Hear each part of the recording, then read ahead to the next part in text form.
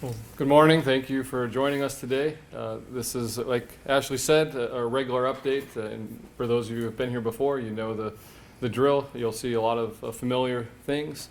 Of course, we know that we had a violent June here in South Bend, and that's really changed where we were the rest of the year, including so far the month of July, fortunately. So we're hoping that June is an aberration for the trends we've been seeing the rest of the year, and we'll continue to see gun violence come down. But other than that, from the kind of the top level metrics of the police department, it's going well. Still fully staffed, holding strong in the 250s. We've still solving homicides at a great rate, and still being able to do all the things to build trust with the community and a number of other things that we hadn't been able to do in a long time. So with that, I'll turn it over to Chief, and we'll get through this meteor presentation today. I can't icing that cake. You got it. So, Ashley, have at it. I mean, I can't add to that. All right, we'll start off with a couple events that we have coming up, and Chief Skibins and Chief Ruszkowski are going to touch on a couple of those. Yeah, I'm going to take the first three slides. The first event that we have coming up will be the Citizens Police Academy. Back due to popular demand, is twice a year we're running this event. Pre-COVID, we had 2 of these each year. Since we launched again after COVID, we just started having fall sessions. And we're filling 40 seats each time, and we have demand for more. So it's nice for the police department to have both a spring and fall session. It is available now to apply. You can click on the links on our socials, or you can go to the South Bend Police Department webpage for that link as well. It will close on August 1st, or if we get 40 or so seats filled before then. So great place for residents to learn more about the police department. You do get some behind the scenes things like seeing the crime lab, the gun lab. You get to hear from the experts throughout our police department, from K-9 and SWAT to investigators that do homicides. You get to hear from the experts throughout the entire department on various things, not to mention even task force. So we have an ATF task force here at the police department. You get to hear from agents from that task force as well. So apply now, and hopefully you'll get a seat in the next Citizens Police Academy. The next slide will be our National Night Out. This is an annual event, and it's held right here behind us to the east in the parking lot. That's where we have it each year. It'll be August 6th from 5:30 to 7:30. Events for children of all ages. Of course, all are welcome, adults as well. But we will have events for children. They can meet some of the police canines. They can see the SWAT truck. They can also see some fire equipment that'll be outside. We also have food, and that is free. It's free to attend, and we have donors that provide us with things such as pizza at the event as well. So bring out the family. It's a good event and a good outreach event for us to meet some of the residents in the city as well. And sorry, Chief. And the bounce house. Oh, I forgot to mention, yes, of course, the Chief's bounce house, and you may get an opportunity to bounce in the bounce house with the Chief. Also, the bounce house will be at the back to school cookout. That's where I was going to mention bouncing with the Chief.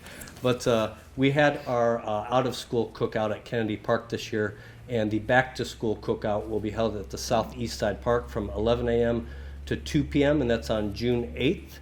Our officers will be out there again cooking cheeseburgers, hot dogs, or just hamburgers if you don't like cheese. August 2nd. Oh, I'm sorry. June 8th was out of school. So August 2nd. Thank you for the correction. August 2nd for the back to school cookout. We had huge lines for the cheeseburgers and hot dogs, so get there early and get in line so that you can also get into the face painting line. One of our officers, Officer Chaput, still waiting for that injury report from him because he probably painted about 100 faces, and so muscle cramps and muscle fatigue I'm sure were an issue for him as he reported to his shift after working the cookout event. And that is all I have for slides. I'm going to turn it to Chief for the POW program update.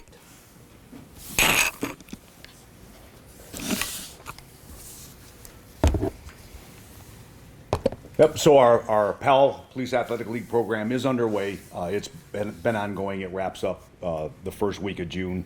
But that doesn't stop there. We still have our Police Athletic League, our boxing program, and some other events, even pickleball, that we're maybe in the process of, I don't know if there's any pickles involved, but I know that there's a process in playing pickleball that may happen along with our boxing program at the old Beacon Bowl. So it's free registration, free sign up. All you got to do is get the kids there. It's great. We've had I think it's 1,300 now, just this year alone, from the boxing program all the way through the Summer Police Athletic League, which is obviously all sports event, but notably the most recent swimming. Tennis has been a staple the entire time, and then we have a new track and field component that we hadn't done before until this year. So looking for ideas, maybe pickleball will fall into that. I'm not sure. Seems a little easier than tennis. Tennis makes you very sore. I experienced that. I don't know if pickleball does or not, but it's fun to say pickleball if you haven't noticed.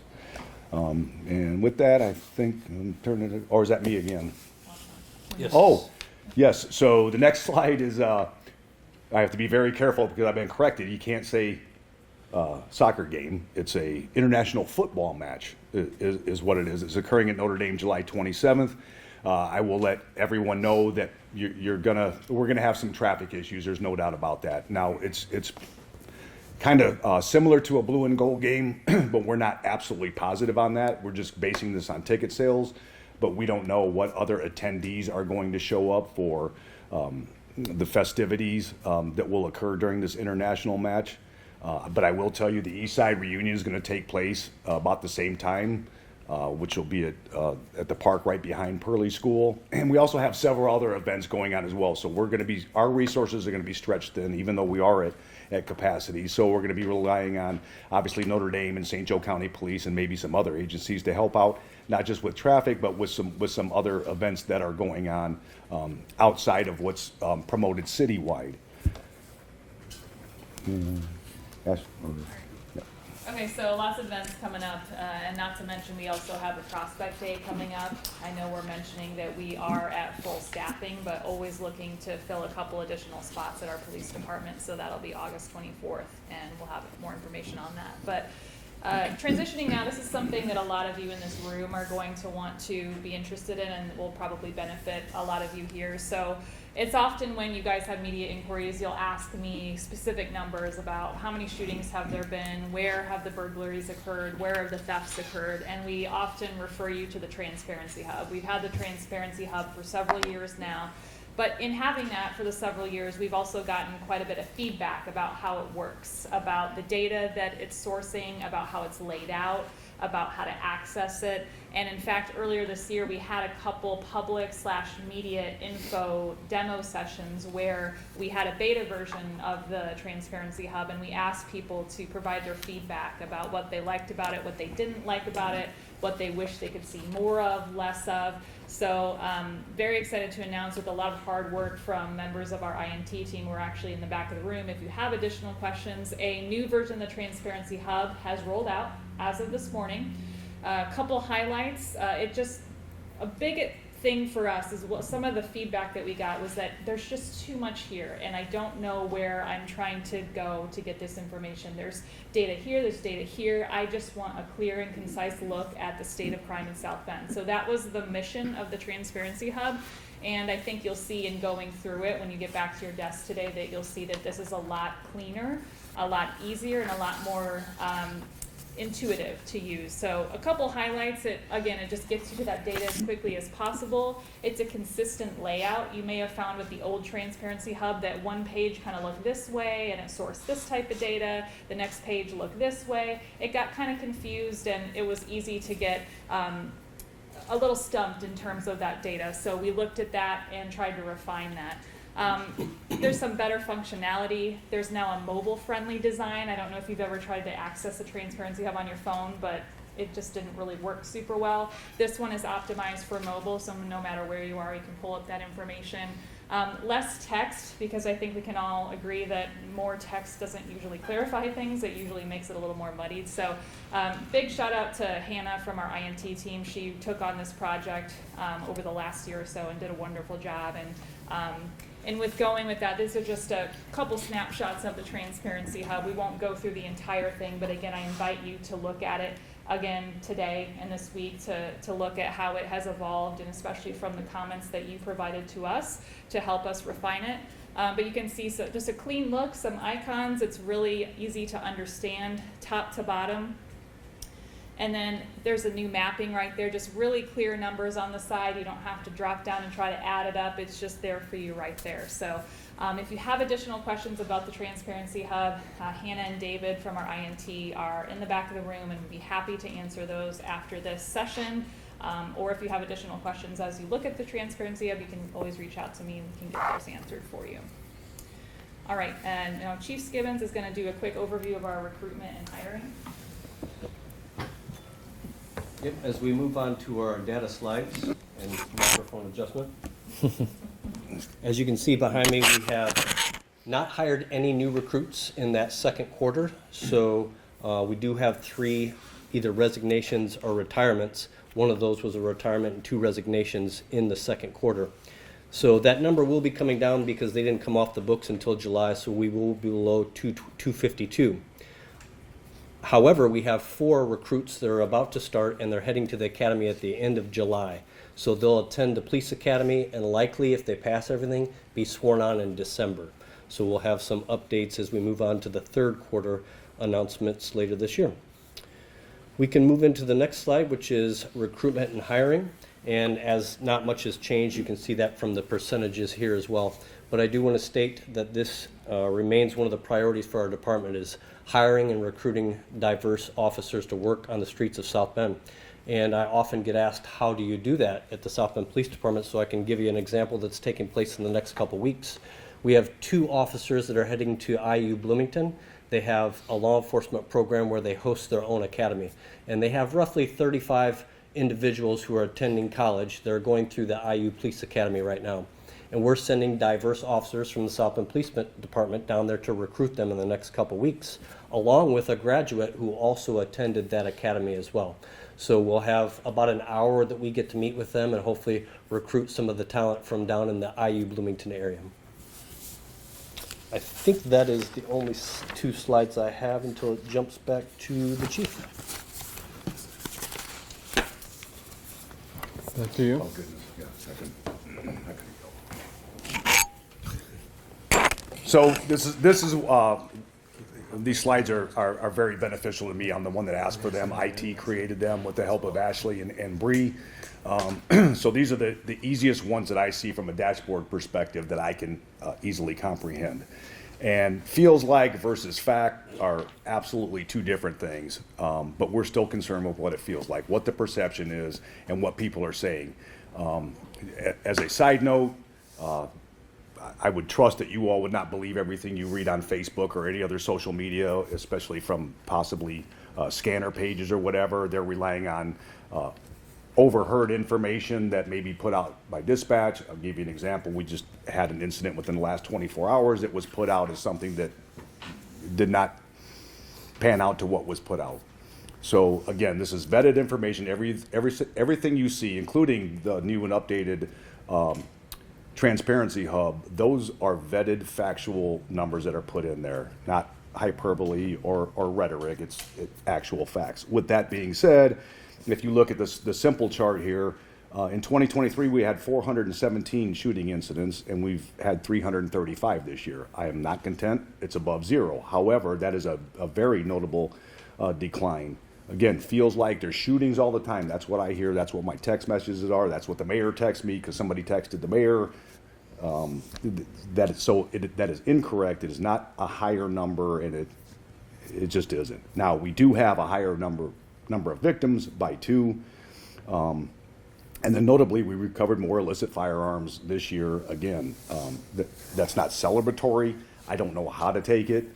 You all may take it differently than I do, but that's 388 less instances that something bad or tragedy could happen. So there's that at the very least.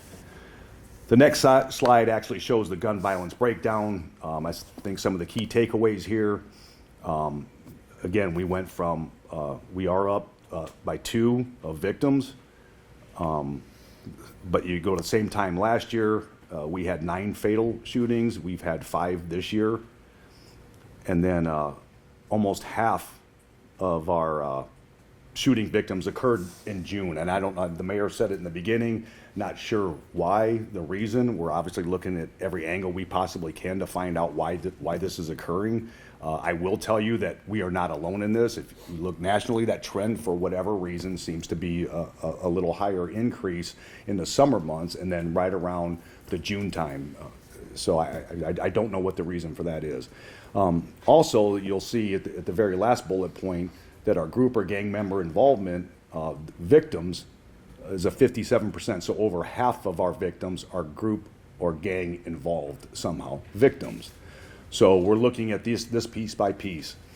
Group member involved, are you a witness? Are you a victim? Are you a suspect? Those are the three things that we look at in our investigation, paying equal concern to victim and victimization, which people tend to forget about. They focus on the shootings, but very, very seldom do they tend to realize there's victims in every one of these.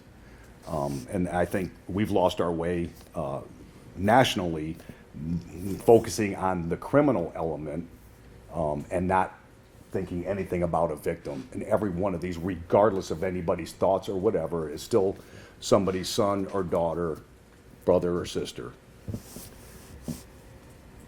I think it's, yeah, yep. Coming We're over just here. scooting. Yeah, We're gonna scoop. we pre-planned this. Okay. We're scooting. All right, so I'm gonna cover our death investigation update. So as you can see, we had a total of 9 total death investigations. Of those 9, 6 of those are murder investigations with 6 murder victims. Of those 6 cases, there is 1 open case. The other 5 have been resolved. The other thing that we want to note is that as we continuously work on these cases, there will be case updates. So perhaps next quarter, you could see that number go from 1 open case to no open cases or updates. So we do have updates from 2023 that hopefully later this week or even next week, we may be able to give you some updates on those as well. So we'll continue to update as those are worked with the prosecutor's office. And moving into Michiana Crime Stoppers, we did have our spring shredding event that we highlighted at the first quarter session, and we had a $20,000 event, which was our second largest event in our history, which was great, except for the fact that we have already authorized over $46,000 in rewards for this year, and we're just halfway through the year. So definitely need some more work on our income as we wrap out the second half of the year. And then we wanted to highlight our victory over violence. As we talked about June being a violent month in the city of South Bend, we also wanted to touch that there were 4 victory over violence cases in year to date for Michiana Crime Stoppers. And with that, 8 firearms recovered. Compared to 2023, year to date, there were 0 cases. So although there was a violent month in June with gun violence in the city, we also see that the community is speaking out against that. So we're happy with that. Looking at some just overall numbers, our total cases and or warrants, there was 192 so far this year compared to 189 in 2023. There's 146 arrests compared to 140 last year, and authorized rewards are at 46,000 compared to 41,000 last year. Scooting back. Okay. Oh, so that's B. I'm flipping the page here. So if you remember a while back, obviously one of the creative things that we did at our department, instead of creating a traffic unit, we assigned traffic cars to each detail. I will tell you, just from my perspective and knowledge, it hasn't been an easy process because it's never been done before. So kind of like each shift to their own, so to speak, trying to come up with creative ways and how to utilize that. Some shifts use them solely for traffic stops. Others use them for traffic stops and crash reports. Some just use for crash reports and then the occasional traffic stop. So we are Well, Chief Skibins and I had a lengthy discussion this morning, so we are actually working on some measures there. It does note an increase of just over 6%, but if you look at the number, obviously the daily average is only 2 more than it was last quarter. That doesn't make sense to me. Probably to you either, because I'm sure every street you drive down, you're like, man, where are the police why aren't they stopping that car? I have the same thoughts exactly. So I would just tell you that every officer has lights and sirens on their car, and they are equipped and able to make traffic stops. So we are looking into ensuring that those do occur when those violations are noted. Not telling officers to write tickets. Our goal is to save that person's life and or others. That is the only reason that we make the traffic stops. So we don't have to be calling out the FACT team and all this thing. When you drive a car, it's not just about you. You have everybody else on the road to be concerned with too. So that's fair warning to our motorists. If you're caught doing something, the likelihood of you getting stopped and maybe cited is pretty high. And it's probably going to even be higher when we start instituting some of the things that we have discussed. One of the categories that we added, if you remember, was our mental health calls for service. We're up to 412 as of the end of June. It's higher than that now. You can actually look on our transparency hub and see the exact numbers. But one thing that I looked at, if you remember, we had just over 101,000 calls for service last year. This time call for service in quarter one was 22,000. We're up 26,000 now just in this next quarter. So those numbers tell me that we're going to be over 101,000, well over 101,000 if the trend continues. Not a bad thing. I know people go, oh my gosh, it's getting much worse because of all these people that you're responding to all these calls, but that's not necessarily a bad thing. Trust, confidence in our city and our police department is my vision of or belief of why these calls are increasing. We do have a lot of repetitive callers. Quite a huge number are repetitive callers. So hopefully, eventually, when we respond to those calls, we can negate whatever that next call may be. That is the opportunity. But I still look at it as a confidence boost for our department that our community is trusting and confident enough in our abilities to handle whatever it is and are calling more. As Kayla had, we're getting more input from the community when it comes to these types of crimes, all crimes whatsoever. So the confidence is there. That's the way I feel about it. Good news, Mayor. I think I have the remainder of the slides, and All right. so we move to ask you for a closeout with any potential questions or feedback. Okay.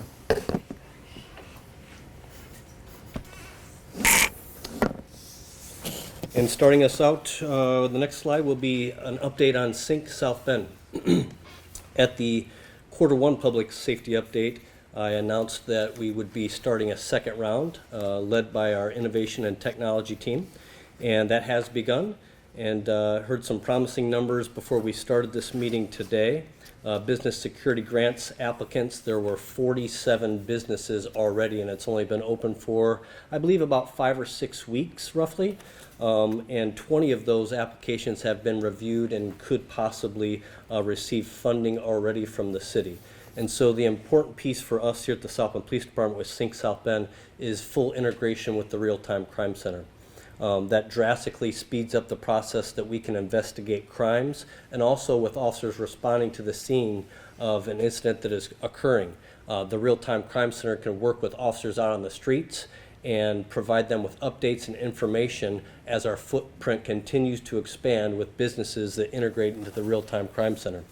So one of the important parts of that second phase of Sync South Bend is that it's on a rolling basis to apply, so there is no deadline. They will continue to review the applications that come in to Sync South Bend throughout the year. And on to the next slide, which is covered under strategies and programs. I've talked about license plate readers during the past. And just a quick update on those. We currently use those on major thoroughfares. It is an investigatory tool, and it has sped up the process for our investigators to utilize this technology to cancel out possible suspects, as well as potentially develop possible suspects in crimes that have occurred. Most notably, on the next slide, you see that in each quarter we have shootings and homicide investigations where FLOC helps us narrow down possible suspects or cancel out possible suspects.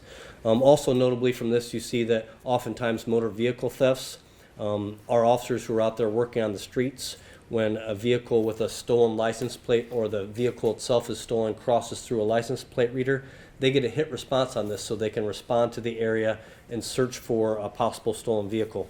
But that's also with plates that we enter into the system when we have a homicide suspect, when we have a shooting suspect, when we have a robbery suspect. So it helps our officers go out there and look in specific areas where we know a possible suspect vehicle has crossed an intersection or a location where we have license plate readers. And on to the next portion, which is ShotSpotter Connect. And as a reminder, ShotSpotter Connect is a resource deployment tool that we use here at the South Bend Police Department. It takes actual reports that have been filed at the police department over the last 24 hours, and the algorithm of the system runs those reports and sees if there's any trends forming in a specific area. And those are designated on the call type. So if we're having burglaries in, let's just say, for example, River Park, and there seems to be a trend over the past week or two, the system will provide officers with that location where they will have to spend time. We assign them out to those locations. They're called missions, and they have to spend 45 minutes in those per shift. So it's a resource deployment tool that puts our officers in the locations that they need to be, and it's for all crimes. It's not just for burglaries, as I mentioned. It's also for shooting offenses, any firearm-related offenses, but also larcenies from auto, burglaries to garages. All crimes that occurred, the system runs all of those reports daily. And on the next slide, you will see outcomes. And so almost 14,000 ShotSpotter Connect missions throughout the city in the second quarter, with 99% of those being completed. And what does that look like to complete one? The officers have to spend 15-minute intervals in a mission, and during an 8-hour shift period of time, you have to have 45 minutes to complete that mission. They can't be consecutive 45 minutes, they have to be broken up. So 15 minutes in a mission, come back an hour later, spend another 15 minutes, 45 minutes throughout an 8-hour shift. That closes out the mission so it's completed. And I believe that is the last slide that I have. I'll turn it over to Ashley. So we are reaching the conclusion of our presentation today, and we're going to open it up to questions. But before we do that, before we do your Q&A session, we are going to look at a couple upcoming events that we have. As I mentioned, August and summer in general and leading into fall is going to be one of our busiest times in terms of events. So just a quick look. Again, the application deadline for the Citizens Police Academy is coming up on the 1st, or until we get those 40 seats filled. Just as a standing reminder, the second Wednesday of each month are our community crime stat meetings. We're continuing to see great attendance from those, so no plans to change those at this time. National Night Out again. SBPD will be one of hundreds of agencies across the country doing National Night Out. So whether you're coming to our event or another agency's events, it's always going to be a good time. And then, of course, the Back to School Cookout at Southeast Park will be from 11 to 2 with the famous Bounce House. And I do want to mention, too, we are continuing to get entries for our patch coloring contest. I just picked these up before I walked in here, seeing a lot of creativity. I think last time we had maybe 40 entries, and I think this time we've got over 100. So there's still another week to go before you have to turn in those coloring pages, and that the winning patch will get turned into an actual embroidered shoulder patch for the department as a fundraiser for the FOP's Santa's Officers Program, and then a lot of other cool things for that child that wins. So with that, we will open it up to questions. I'll go ahead. So, you mentioned that we had a violent June. I think it was June 14th that there was a 16-year-old that was shot. So I want to talk about how much of the violent crime is being perpetrated by and then committed on young people. I'll cover overview and then hand it over to our data experts over here. But I mean, we've seen this trend for a number of years, not just here locally, but nationally.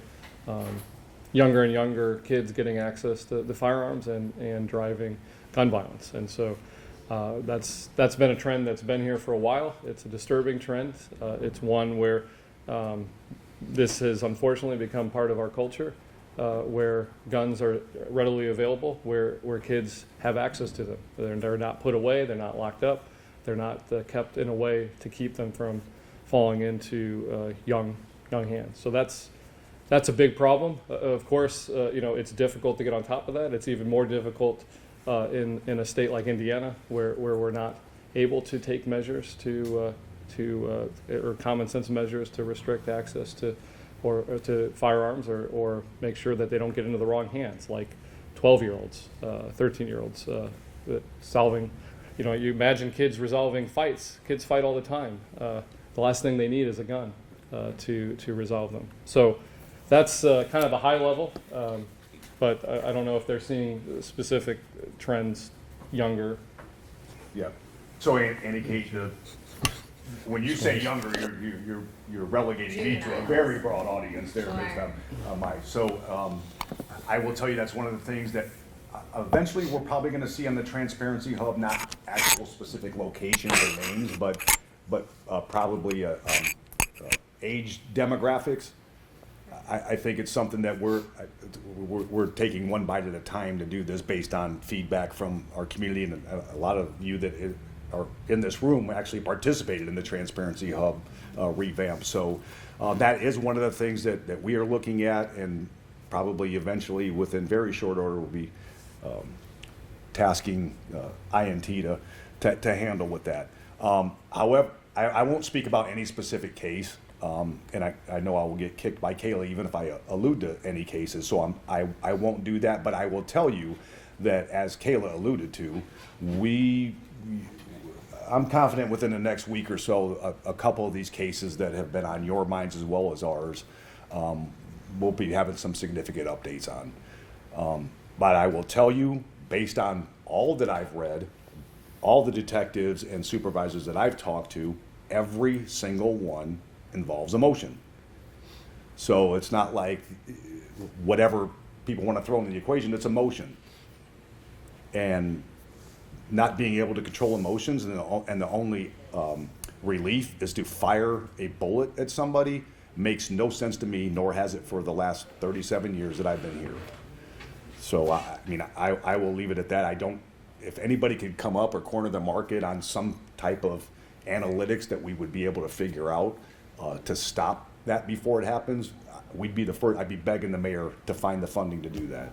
Well, Chief, how do we give our community a better outlet for these young people? They are turning to guns. That's you answered your own question. When you said community, the community needs to be coming up with measures, resources, ideas, whatever. We'll help in every way, but to say the city needs to or the police department needs to, that we've been doing that for how many years? That apparently hasn't worked. So what does the community think needs to be done, and what can we as a police department, what can we as the city in total, what can we do to help our community asking for these things? I can guarantee you, if they come up with ideas and present those ideas, the mayor sitting right here, I know him well enough to know that, yep, we're absolutely on board and we'll do what we can to see if we can make that happen. Mm-hmm.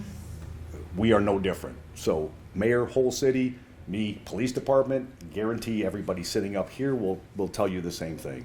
That's what we need to happen. It's not been done before. Right. Yeah, I think I was here for the Q4 public safety update, and we were talking about like a rise in youth violence.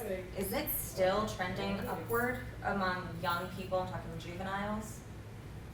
I'd say we were about this. I mean, we're kind of consistent with where we were.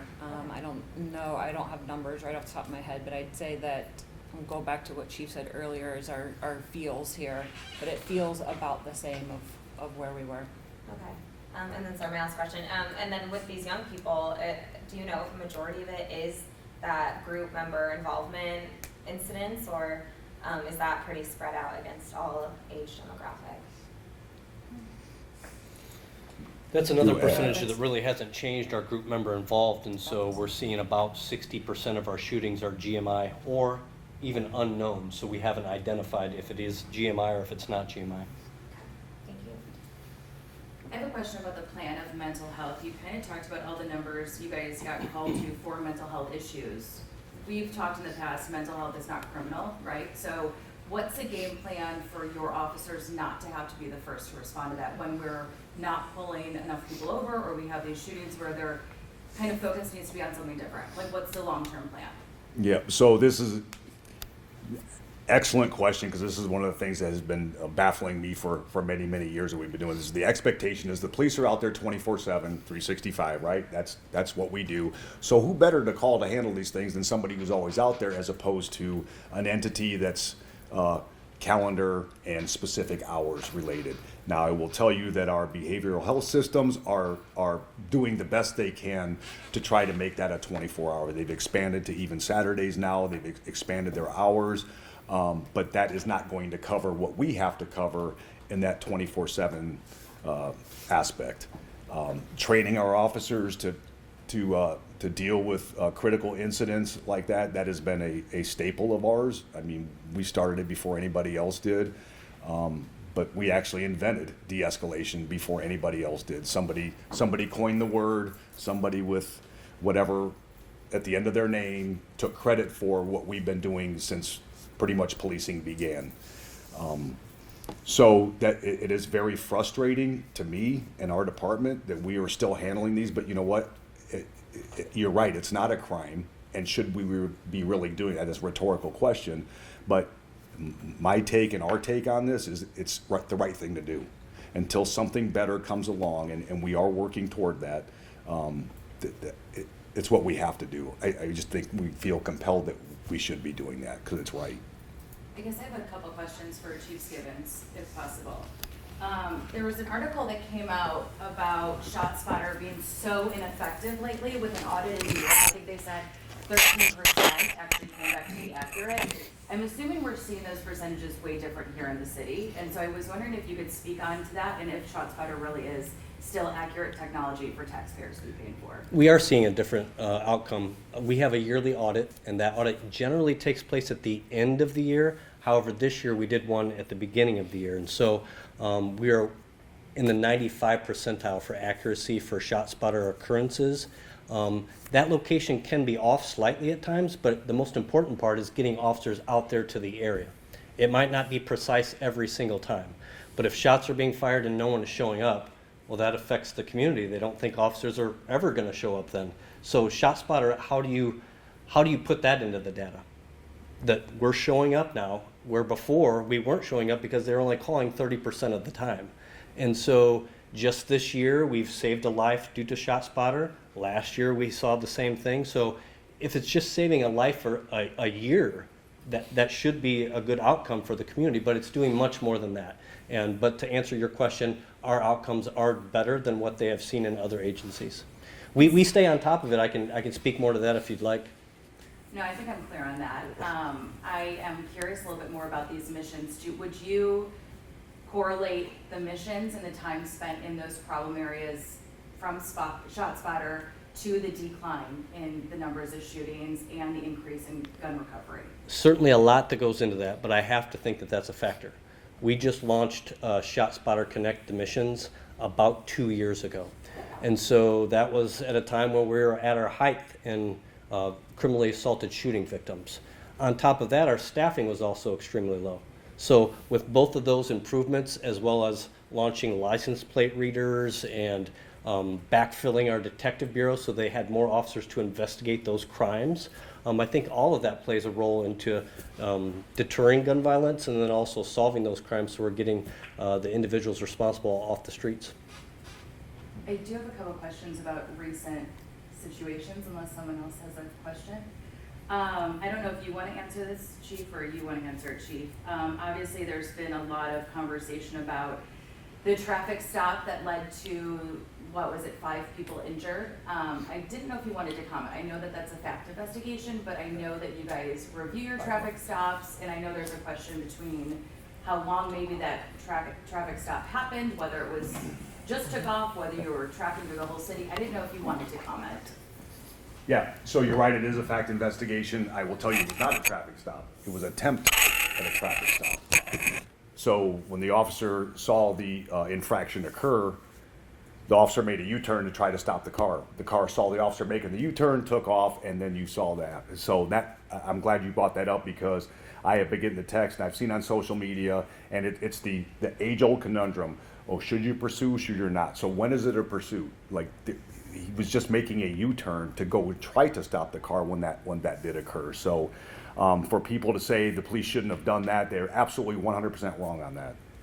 Okay, so we're talking literally not even a block, you were chasing this car, you We literally just turned. didn't get a chance to chase it. Okay. The attempt was to go to make a U-turn as the officer was making the U-turn.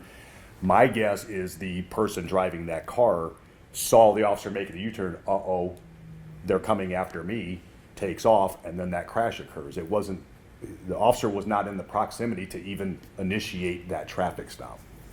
I can't speak to our night side. This morning, we were very clear about indicating the shooting that happened on Huey, or alleged shooting, whether it was shots fired or shooting, whether the injured person was injured by a bullet or a fragment or debris. Lieutenant, I don't know if you want to comment on that. Where do we stand in that case? Is there anything further?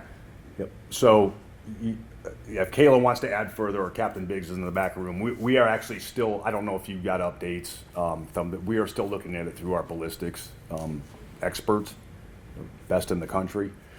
So the ballistics themselves, the amount of rounds, and the actual evidence obtained from a person who was injured during that incident, we don't know for sure, but based on everything that I've read from the reports and the things that I've reviewed, we're still 50-50 on it, and we'll find out once we have the expert weigh in based on the evidence that they've received back there in our crime lab.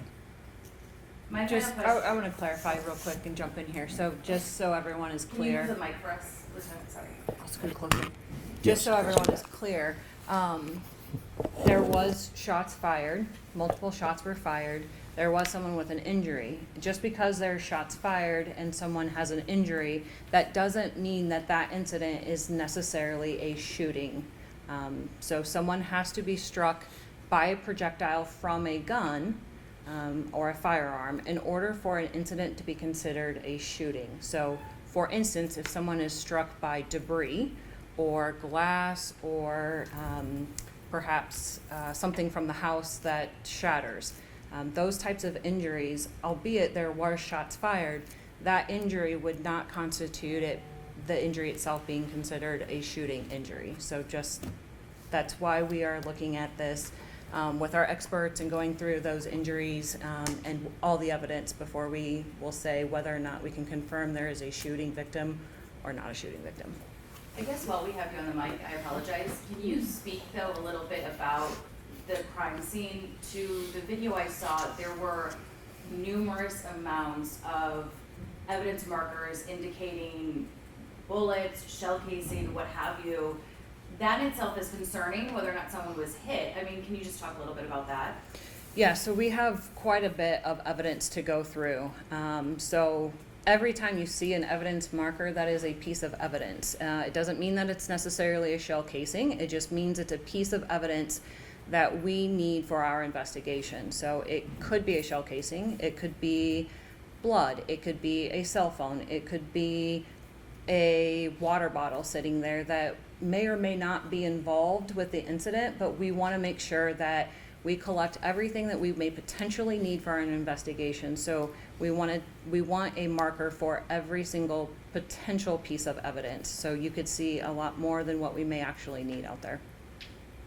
My final question is actually kind of lighthearted, Chief. I don't know if you want to speak on this. You brought up Hale. Officer Pearson just retired from your department. He obviously instrumental in that. He's been an SRO. He's been instrumental in your training here with all of your officers. What are your thoughts about his time here and anything you want to say on that? Yep. So one of the jobs as a trainer, regardless of the discipline that the training involved, is to make sure others can step in if you have to leave. And that's exactly what happened here. I will tell you, without going into details, that Pearson is within arm's reach still. So he'll still be involved with our police department in one way, shape, or form. We've been working alongside. He will take his talents and expertise within that arm's reach elsewhere and pass that on to them as well.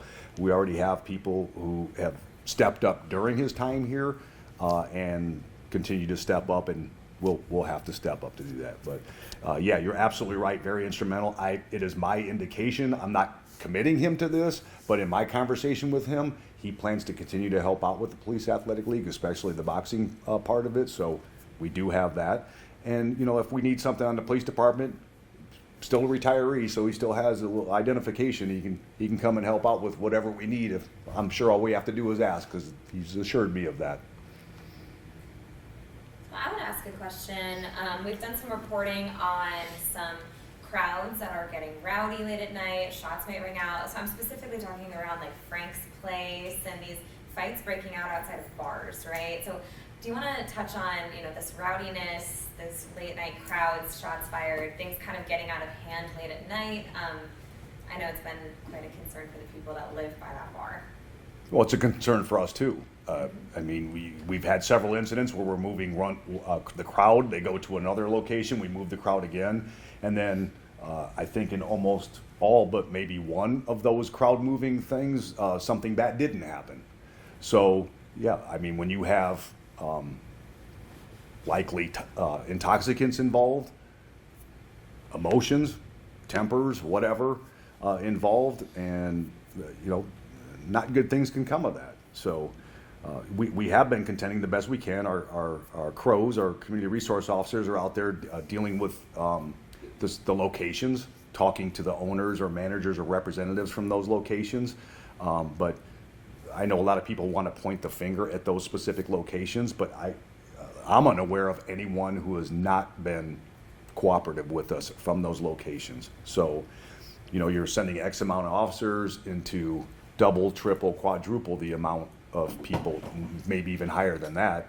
And, you know, we're doing what we can with what we have, and each incident is based on its own merits. So, we handle how we have to. Are you going to increase patrols outside these areas like Frank's Place where these fights are known to happen? Yeah, we have. I mean, I know the appearance, or at least the rumors are, well, you know, it takes police forever to get there. Well, when you have the streets completely blocked or whatever, it does take a little while to get there.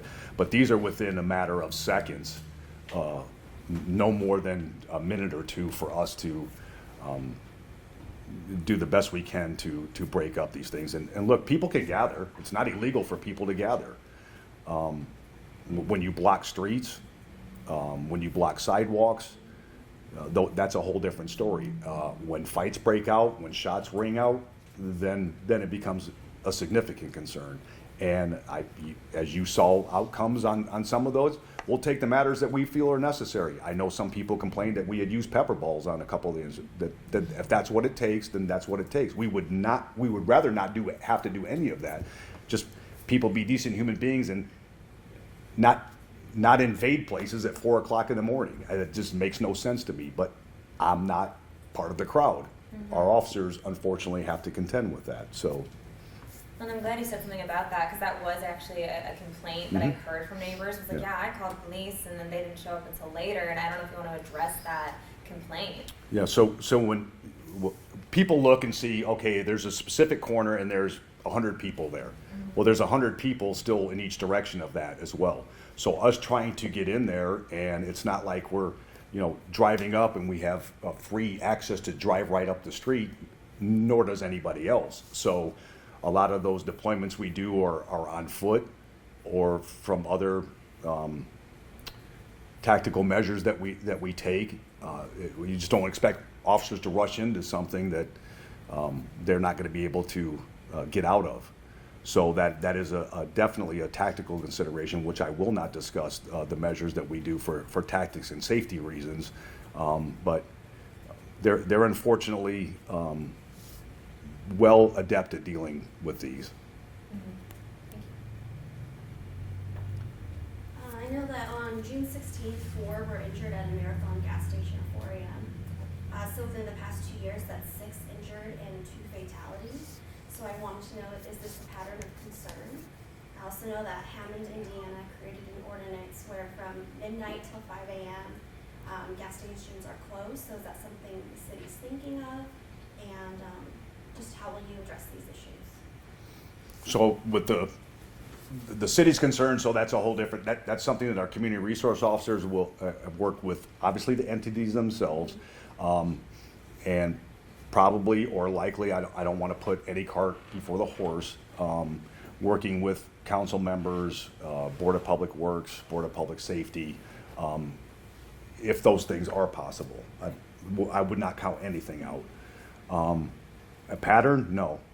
It's not a pattern. Again, this is a feels like thing, but I will tell, like the one you specifically, and I know I've addressed it before, is, so we moved one crowd, they went somewhere else, they left that place while we're still contending with others at that location. Part of the crowd moved to the gas station, the whatever carried over from that location, and then the fights and the shots rang out. So, again, anybody from the community, anywhere else, has some ideas on how we stop this, would love to hear it, because we'll deploy those measures as well. And then just to be clear, Mayor Mueller, do you agree this is not whatsoever a pattern of 6 injured and 2 fatalities in 2 years? That doesn't constitute as a pattern to create an ordinance such as Hammond? Well, I mean, here, this is what Chief was just alluding to, is you can push people from one location if they're intent on hanging out, drinking, doing other substances with guns. Unfortunately, that they're going to find a place to do that. I mean, we can't close down the entire city. That's what it would take, I think, to stop this from happening. And so, we'll take targeted approaches to reduce the dangers, the risks, and that's something we could look at. But I don't know, that's not a panacea, because you'll be shifting it somewhere else. Okay. And at that point, we can't close down the city. Mm-hmm. And then Chief Skibins, is there a way that Sync South Bend could be used, as gas stations, businesses to help? Certainly, that's one of our priority targets would be gas stations, any areas that we have large gatherings in the evening hours, specifically on weekends. In our real-time crime center now, we have hired 2 new crime analysts that just finished their training. So now we've expanded those hours that they're available Tuesday through Saturday. Most of the day we have someone working in the real-time crime center. So as our footprint continues to expand even into gas stations, we'll be able to utilize the real-time crime center. So if we see something happen, officers aren't there, we can let them know that you might want to head to this gas station or that gas station. Just 2 real quick things, though. Christine actually jarred my memory on something. So regarding the shot spotter in New York, that's one of those, obviously, I've been well aware of this. They have different buildings than we do. That's number one. Number 2, as Dan said, was very protective in what he said, but I've seen it happen everywhere that this technology has been instituted. Many officers are hesitant or resistant. I will tell you, Chicago was one of those. We both went there, and the first thing I know that I said was, "You got to get out of your car.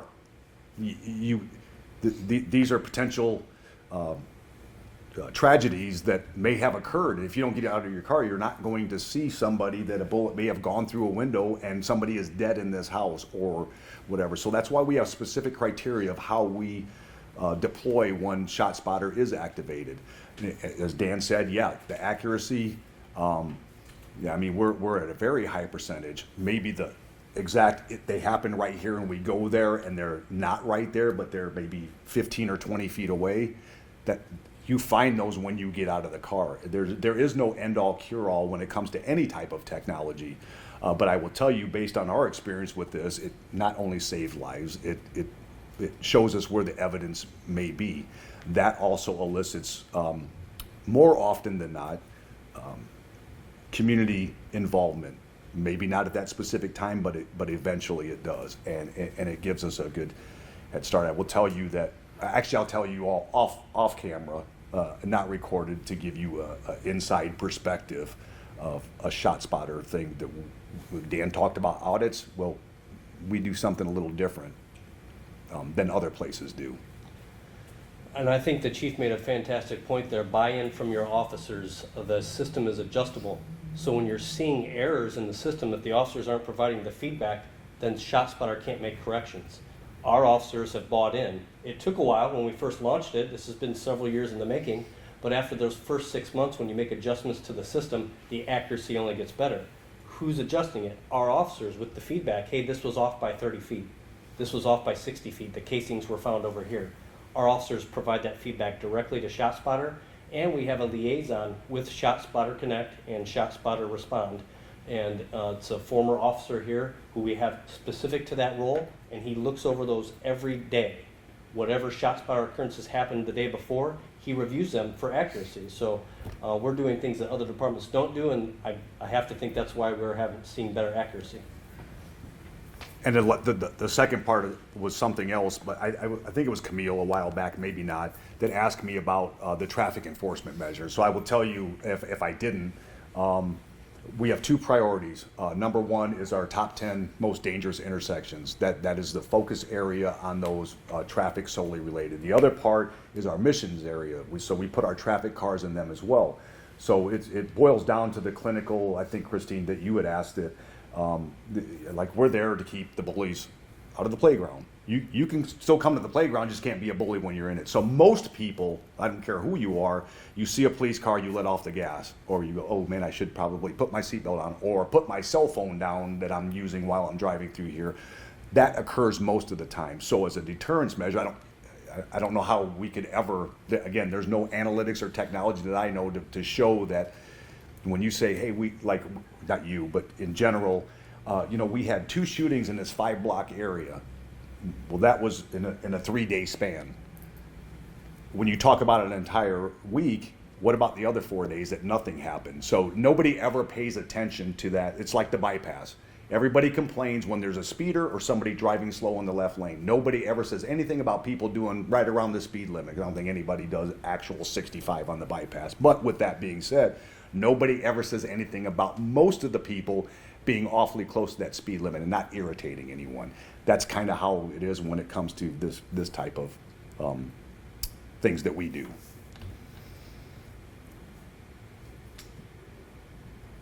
Any other questions? That's that for me. Okay, thank you, everyone. Thank you.